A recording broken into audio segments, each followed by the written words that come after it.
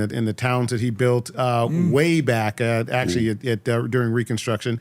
And my father, who was third generation from Colorado, I'm fourth generation, and his family being moved out of Tulsa, Oklahoma, and they converging. My mother found that she was interested in teaching, wanted to get a master's degree, went to Colorado and got her master's degree, met my father, and then produced my brother and I. But I think what was important was they created a bedrock in our community of educators and focused on building, call it the skill set and the capabilities of the children in our neighborhood. This was a time, of course, during segregation.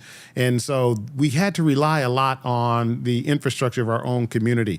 If you wanted to learn carpentry, you went down the street to learn it from Mr. Robinson. If you wanted to learn piano, you went and got piano lessons from Mrs. Buckner. So it's a very rich community where people looked out for each other, fundamentally education and community. And those are the things that kind of, create the bedrock of who you are. And from that, a curious mind hopefully leads to, interesting ventures. And I had the great opportunity I went to a public high school, same high school my father went to. And I had a teacher there they brought computers in for the first time. So, wow. Introducing this new technology. What year would that have been? So that was 1980. Wow, okay, great. And, I'm taking this computer class. I said, wow, this is really interesting. I asked the teacher, I said, well, hey, how does this thing actually work? And he said, well, it's run by this thing called the transistor.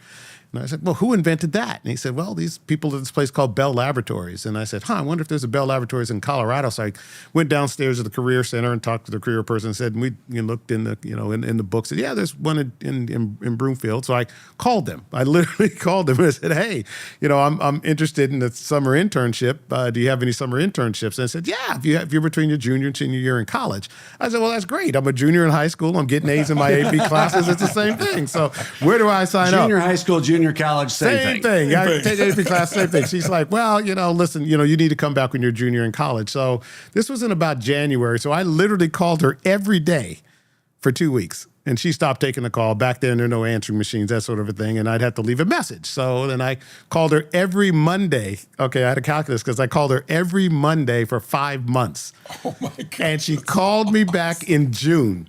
And she said, listen, she called, my house. And, my dad just happened to be home because they were out of school. She was in elementary school. I was still in high school. He's like, some woman called from Bell Laboratories. So I called her back. She said, hey, listen, a student from MIT didn't show up. We haven't met you. We're not offering you a job, but you can come and interview. So, I had a 69 Plymouth Satellite. I put $2 worth of gas in. I had one suit, my Sunday suit, and drove out there and got the job.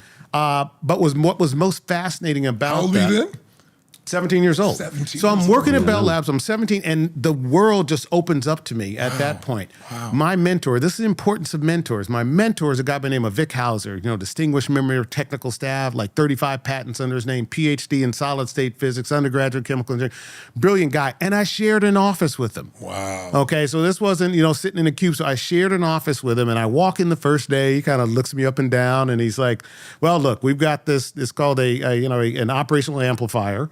It's failing in our Merlin systems out in the field. Your summer job is to now figure out why.